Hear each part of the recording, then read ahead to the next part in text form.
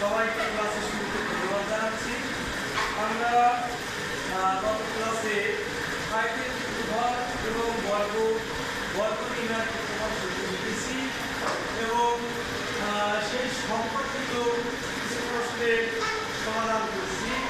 আজকে আমাদের দ্বিতীয় ক্লাসে আমরা 132 পৃষ্ঠার 3, 4 এবং 5 নম্বর সমস্যা দেওয়া আছে।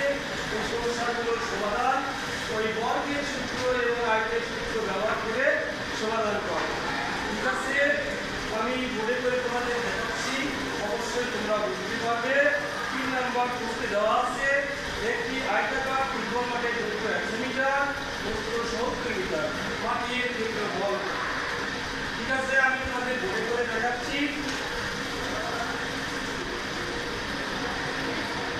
এখানে দেওয়া আছে দৈর্ঘ্য দেওয়া আছে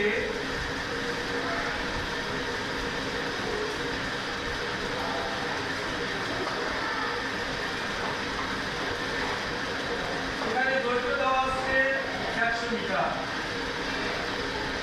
100 মিটার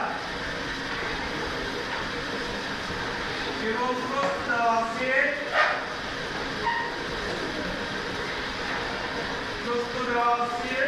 70 মিটার।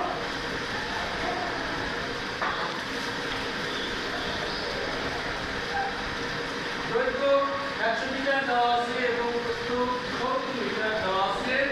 এখানে বলা আছে যে মাঠটি হলো আয়তাকার। তাহলে আমরা আগের ক্লাসে আয়তাকার মাঠের ক্ষেত্রফল নির্ণয়ের সূত্র দেখছি, আমরা সেই সূত্র এখন প্রয়োগ করব।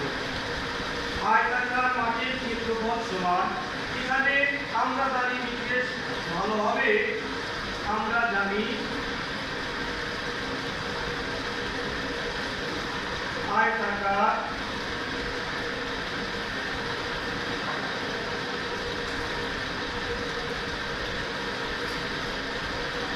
এখানে আয়তাকার মাঠের ক্ষেত্রফল সমান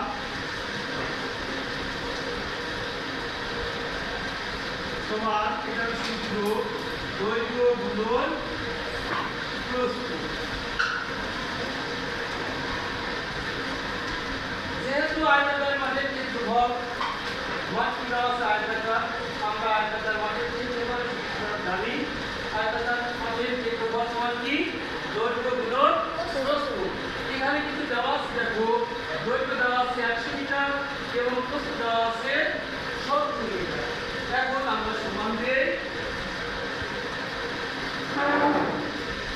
দৈর্ঘ্য কত দেওয়া আছে? তাহলে এই 100 মিটার, মিটার লিখে দিলাম। মাঝখানে চিহ্ন আছে গুণ চিহ্ন দিলাম। প্রস্থ দেওয়া আছে কত? 70 মিটার।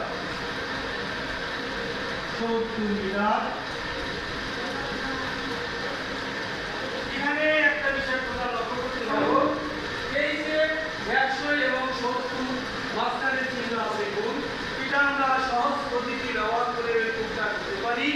এর আগে আমরা সহজ পদ্ধতিতে গুণের যে পদ্ধতি সেটা আমরা দেখেছি। আর এখানে শূন্য আছে কয়টি? একটি। এখানে কয়টি আছে? দুইটি। মোট কয়টি হলো? তিনটি। এখন সংখ্যা আছে হলো 7 আর আছে হলো 1। 7 আর 1 গুণ করলে 7 হচ্ছে 7। আমরা সহজ পদ্ধতি ব্যবহার করে এই গুণটা সমাধান করলাম। এখানে শূন্য আছে কয়টি? একটি। এখানে কয়টি আছে? দুইটি। মোট কয়টি হলো? তিনটি। এই তিনটি সূত্র বসিয়েছি। আর 7 আর 1 গুণ করলে 7 হচ্ছে 7। এখন আরেকটা দাম বাকি আছে, খেয়াল করো। এই যে দৈর্ঘ্যের একক আছে মিটার এবং প্রস্থের একক আছে মিটার। মিটার গুণ করলে কি হয়? মিটার গুণ করলে কি হয়? বর্গ মিটার। মিটার গুণ করলে কি হবে? বর্গ মিটার। আমরা কিন্তু উত্তর পেয়ে গেছি। তাহলে আমরা উত্তর কত লিখব? উত্তর লিখব হচ্ছে 7,000 বর্গ মিটার।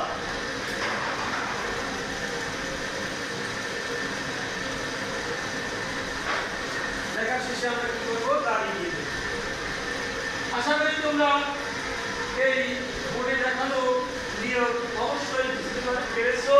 সবাইকে অসংখ্য ধন্যবাদ।